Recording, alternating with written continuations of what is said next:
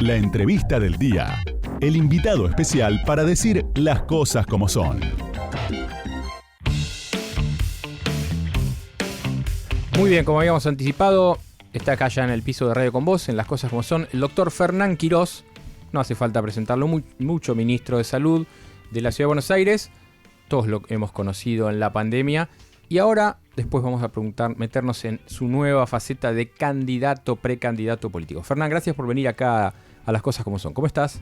Muy bien, por suerte. Gracias, Pablo. Gracias a todos por invitarme. Bueno, antes de meternos en el tema político, ¿cómo estamos sanitariamente? Te pregunto esto porque todos te hemos conocido, la mayoría, obviamente hay un montón de gente que te conoce por tu trabajo médico. ¿Cómo estamos hoy respecto del tema del COVID y respecto de otras enfermedades que por ahí estuvieron contenidas en la pandemia y que después como que parece que salieron como cuando abrís una botella y sale todo de golpe? Bueno, el COVID ya ha pasado a ser una enfermedad habitual dentro de las enfermedades respiratorias y virales, de manera que es un tema que ha quedado atrás, sobre todo con la sociedad vacunándose y estando en línea con las vacunaciones que se van proponiendo. Así que eso yo te diría que ya la cosa más grosera ha terminado y estamos en una fase más de circulación habitual de un virus, ¿no?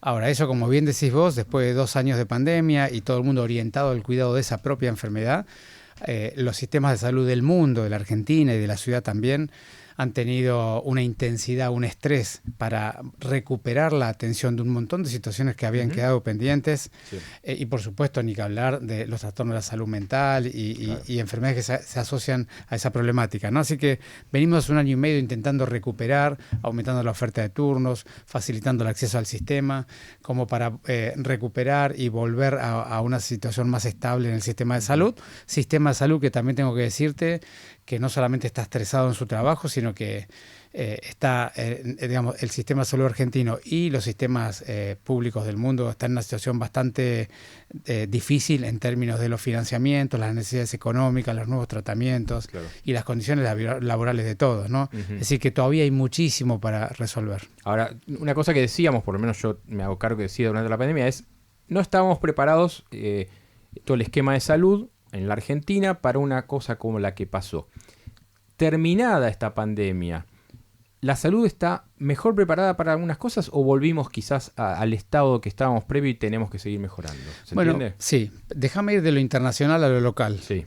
Desde el punto de vista internacional, lo que demostró la pandemia es que el grado de coordinación y cooperación entre países para situaciones dramáticas es bastante pobre y disfunciona, ¿no? Claro. Las instituciones que tenemos, como la Organización Mundial de la Salud y demás, para cooperar y colaborar, solamente tienen un acceso relativamente limitado al comportamiento de los países y cada país ha hecho su criterio y eso ha traído muchas dificultades y la pandemia fue lo que fue en parte por la falta de coordinación internacional. Claro. Yendo a lo local, lo que ha pasado es que en la Argentina se fortalecieron mucho los sistemas de salud, tanto públicos y privados, pero al mismo tiempo, como yo te decía, hubo mucho burnout, mucho desgaste de las personas que trabajan en el sistema de salud. Han quedado mucha gente quemada, hay gente que ha abandonado, hay gente que ya no le interesa entrar en el sistema de salud. Claro. Es decir, que ahí tenemos un desafío que es recomponer las condiciones laborales, no solamente de la forma en que trabajamos los profesionales de la salud, sino también las condiciones económicas de cómo se trabaja.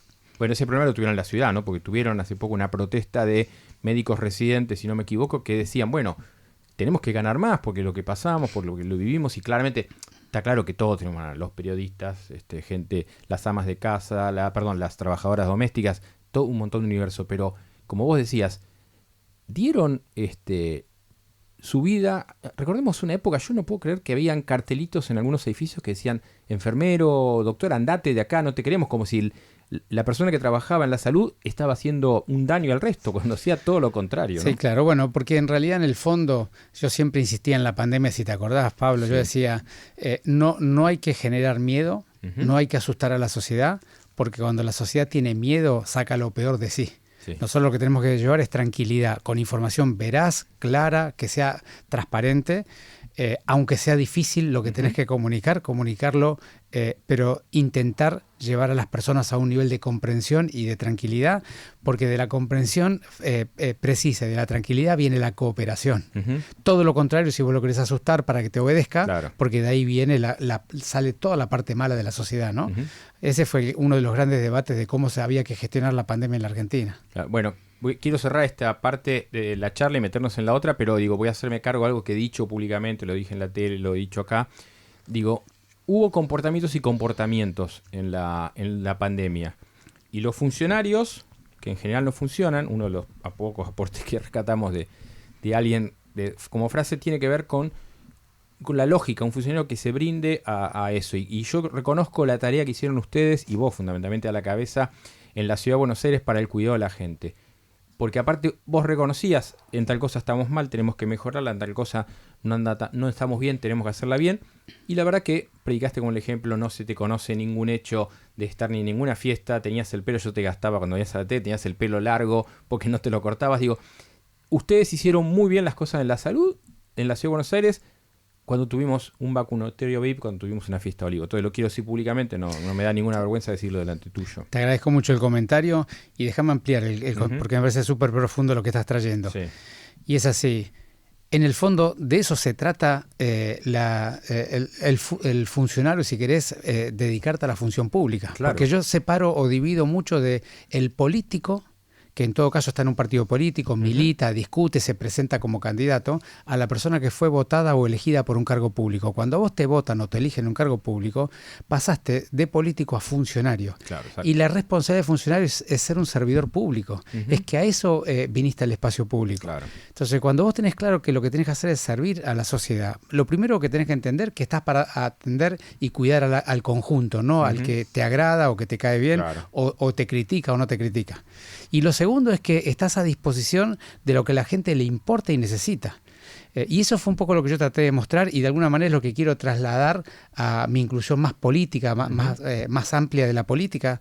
Y es esto, ¿no? Es primero presentarte a la sociedad con la verdad, permanentemente cuidar tu palabra con la verdad, hacerlo con prudencia y con cuidado, porque obviamente lo tenés que hacer, pero también ser profesional y tener equipos de trabajo que te ayuden y tener cercanía y empatía con la sociedad le pasa. Para mí esas cualidades son lo que yo llamo los liderazgos pospandémicos. Claro. Para mí las sociedades en la pospandemia están necesitando eso. Algunos lo piden, otros aún no lo piden, pero lo que la sociedad necesita es eso.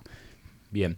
Bueno, estamos hablando con Fernán Quirós, ya le trajimos un vasito de agua porque vamos a meternos en la política y quiero, esto se inicia con una pregunta que normalmente cuando hay un invitado en piso uno habla antes y después en general con el invitado y la pregunta que debe iniciar esto es la que le hizo Natea Donato cuando se sentó acá Fernán Quirós. ¿Qué pregunta le hiciste cuando se sentó, Nati?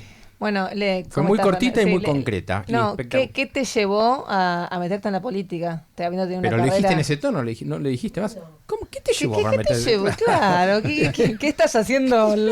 ¿Qué estás haciendo ahora, no? Y no pudiendo haber dedicado a la medicina que tan bien te iba. Ahí está, muy bien. Bueno, como te contaba, ¿no? Yo vine al espacio público porque quería terminar mi etapa laboral, me quedan 10 años de etapa laboral, quería terminar mi etapa laboral haciendo algo por la sociedad o devolviendo a la sociedad las oportunidades que me dio a mí, ¿no? Que fueron muchas y que me fue muy bien. Y luego me encontré con el drama de la pandemia y luego lo que veo es en la pospandemia es una sociedad asqueada, podrida, con pérdida de confianza del futuro, que ya no espera nada de la política ni de los gobernantes, al menos parte de la sociedad. Por eso el efecto Milei, ¿no? En parte también. En gran parte. Entonces, verdaderamente, viendo que la estamos pasando muy mal, que la gente está mal y que se ha distanciado de la política, me parece que, digamos, no me siento en condiciones de dejar de aportar lo mío. Yo creo que verdaderamente yo puedo tirar un puente a la sociedad y tratar de volver a entendernos entre la sociedad y la política y la sociedad, que es lo que me parece que es fundamental si queremos tener un futuro mejor. Porque la verdad es que hemos tenido muchos gobiernos que no han resuelto la realidad y tenemos una política muy centrada en sí misma, en su propio ombligo, pero de ahí no se sale rompiendo todo. De ahí se sale metiéndote en el problema y aportando algo diferencial, algo superador, lo que es tuyo, lo que vos podés poner. Que por supuesto que no es perfecto, pero es lo que vos podés poner. Y yo vengo a dar testimonio de eso, a poner lo mío en este escenario e intentar que ya la política no sea lo mismo si yo estoy dentro procesándola. Vos estás haciendo esto porque tenías ganas, por lo que explicaste recién, en esta etapa de tu vida, o porque quizás tu relación con Larreta digo, ¿cómo es esa relación político-personal? Como que Larreta es un tipo que no, él mismo lo dice, que por ejemplo no era amigo de Macri, que no es amigo de Macri, más allá que fue su jefe de gabinete en 2 mandatos y tiene un conocimiento de hace, no sé, 30 años con Macri. Digo, ¿cómo es tu vinculación entre esto que estás haciendo respecto de Larreta y tu relación con él? Bueno, yo con Horacio nos conocimos hace 8 años. Uh-huh. Te cuento una anécdota. Lo conocí en una reunión, me preguntó sobre qué proyecto podíamos hacer en el sistema público de salud y terminamos la reunión y él ya estaba decidido a llevarme al gobierno. Es decir, fue una relación bastante breve y muy contundente de cómo nos entendimos. Y luego en la pandemia administramos juntos con todo el equipo, ¿no? Y todo el gobierno, un drama que nadie había vivido antes. Claro. Y y lo hemos llevado adelante bien, respetándonos y cooperando cada uno de su lugar. Y eso te da unos vínculos muy profundos, porque cuando vos pasaste con alguien algo muy duro, claro, y te supiste cuidar mutuamente y trabajar juntos, verdaderamente te da una relación muy directa. Entonces, mi vínculo es muy estrecho, comparto con él muchísimas cosas, algunas otras probablemente no, o tengo estilos diferentes a los de él, claro, pero verdaderamente creo que es un gran gestor, un gran líder político, y yo voy a hacer todo lo que pueda para que él pueda llegar a la presidencia de la Nación, porque creo que verdaderamente a la Argentina le va a hacer bien.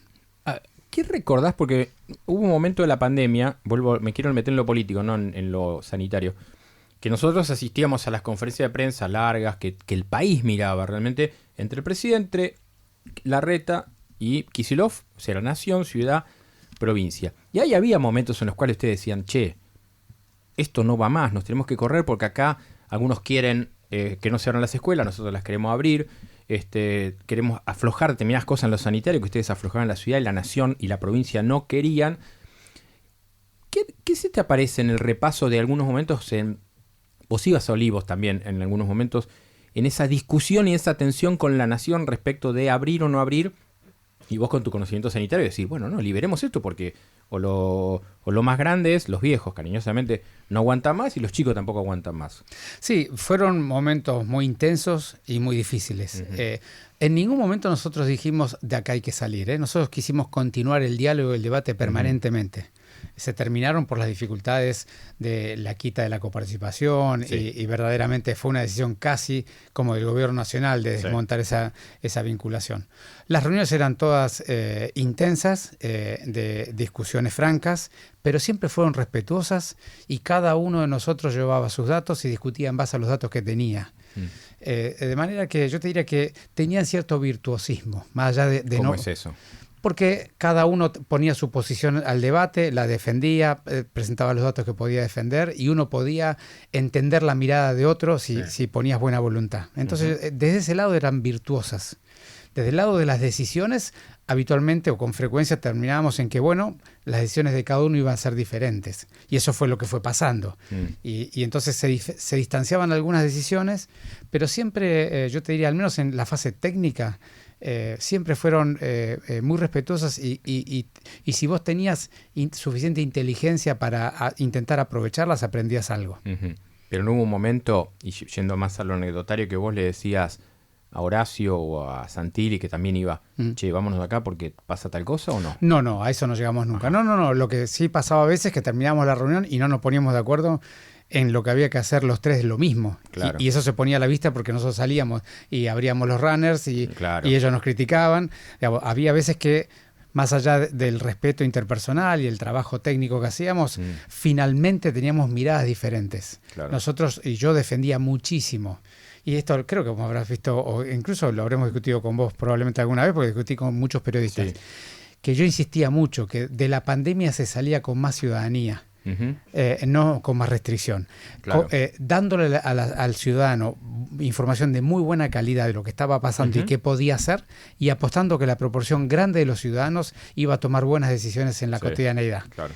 Y sin embargo, en la mirada de otros gobernantes era más: hay que restringir, ser consistentes, ser duros, no permitir y controlar. Y yo creo que verdaderamente el camino de la ciudadanía, lo que te da, el enorme valor que te da, es que no solamente atendés la pandemia, es encontrar formas de que en el diálogo ciudadano, en la búsqueda de la reflexión individual, construyas personas que están dispuestas a construir un futuro mejor en otras dimensiones, no solamente en la pandemia. Bueno, yo recuerdo, y esto que tiene que ver con lo que estás diciendo vos, me traes a recuerdo un video que lo veía hace poco en la tele, no sé por qué aparecía, pero un momento en el cual Alberto estaba totalmente empoderado, y me acuerdo cuando en un programa con Verónica Lozano le hablaba a cámara y decía, esos idiotas que apareció uno, no sé si era el que se fue con la tabla de surf a Brasil, o que volvía de la tabla de Brasil con la tabla de surf, o uno que había salido a correr, y dice, esos idiotas les digo que conmigo no. Había como un reto y un dedo apuntando, y por eso lo que decía antes respecto de vos y de ustedes en la ciudad, en lo sanitario, digo, ustedes no apelaban a eso.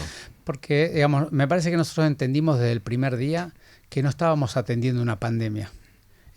La gran diferencia es, para mí está en este punto conceptual, que nosotros entendimos que lo que estábamos atendiendo era una catástrofe social inducida por una pandemia. Claro. Y había gente que creía que estaba atendiendo una pandemia. Claro. Y era una catástrofe social en todas tus dimensiones de la vida. Totalmente. Y entonces nosotros hacíamos muchos debates, hacíamos muchos análisis de todas las dimensiones que estaban involucradas, y una de las que mirábamos permanentemente era ¿cuál es el resto que le queda a la sociedad? ¿Qué capacidad le queda a la sociedad para poder seguir este formato de restricciones tan duras? Y cuidemos ese resto, porque esta era una enfermedad por olas y íbamos a tener que volver a apelar a esa energía, a esa capacidad residual en algún momento en que haya muchísimos casos. Y de hecho fue lo que ocurrió. Claro. Entonces nosotros cuidábamos permanentemente la reserva emocional, física, económica y vincular que tenía la sociedad en los momentos donde los casos ya no eran tantos y podíamos administrarlo, para que luego en las terceras, las cuartas y las quintas olas, que si te recordás, ya las últimas olas, ya el resto no existió. Claro. Si te recordás la tercera ola, que fue para noviembre y diciembre, las fiestas de aquel 2021, ya no había ningún ciudadano dispuesto a escuchar una propuesta, ni en condiciones de responder. Y eso es porque nos quedamos sin resto social, y eso era lo que yo insistía mucho de cuidar. Fernán, ¿se arrepintieron de algo, de alguna forma, de alguna parte de la gestión? O sea, que hoy que después de pasado todo hubieran hecho distinto.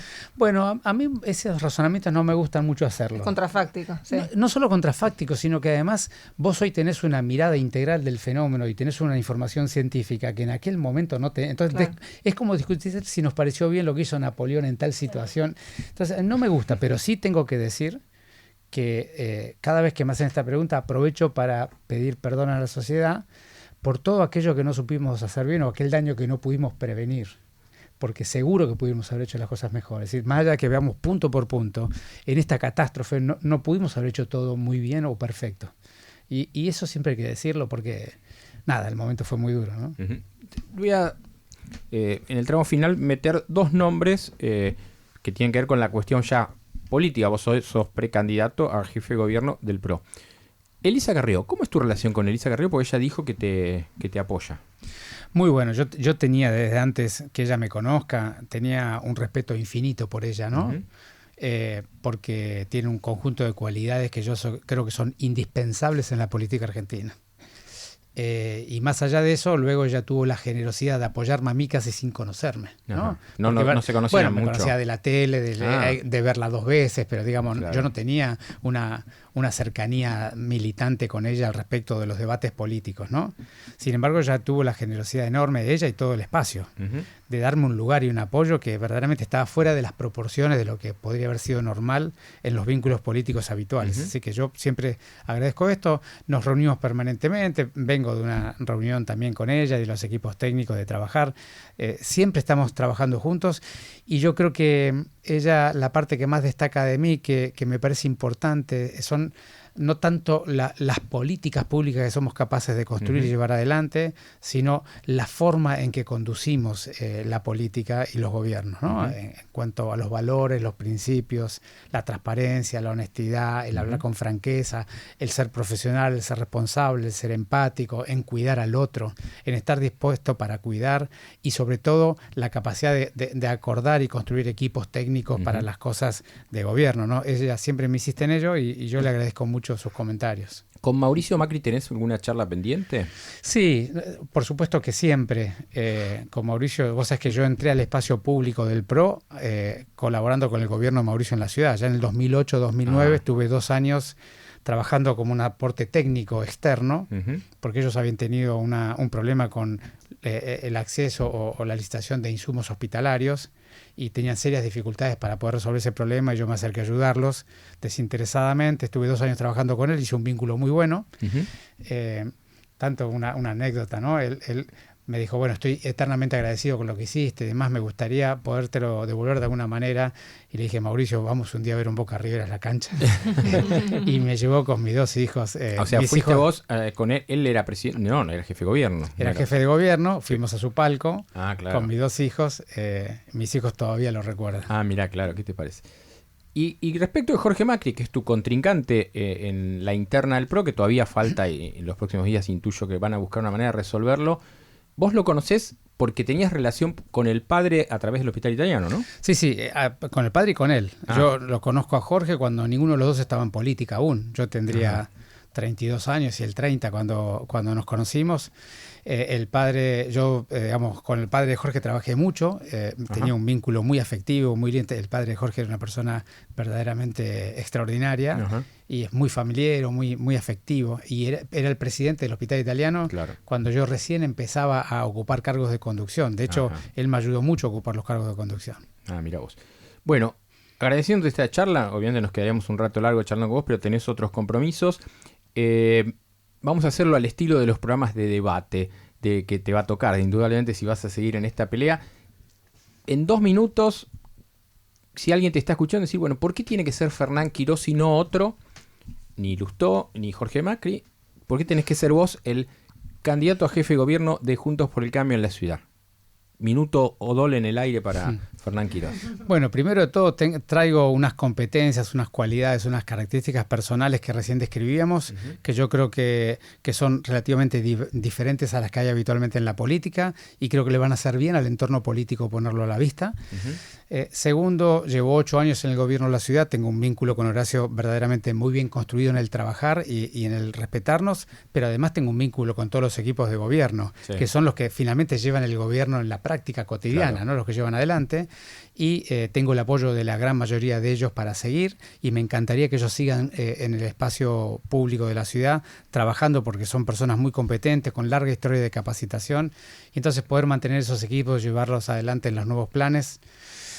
Y lo tercero es que quisiera agregarle al habitual buen gobierno del espacio PRO a la ciudad, que digamos que es una marca histórica de Mauricio y de Horacio, le quisiera agregar refocalizar en aspectos que hagan que le pongan más humanismo a la política pública, que hagan al bienestar integral de las personas, y poner un poco más de foco, presupuesto y trabajo, sobre todo en la educación pública, en la salud pública, en la seguridad y las normas de convivencia que están tan rotas.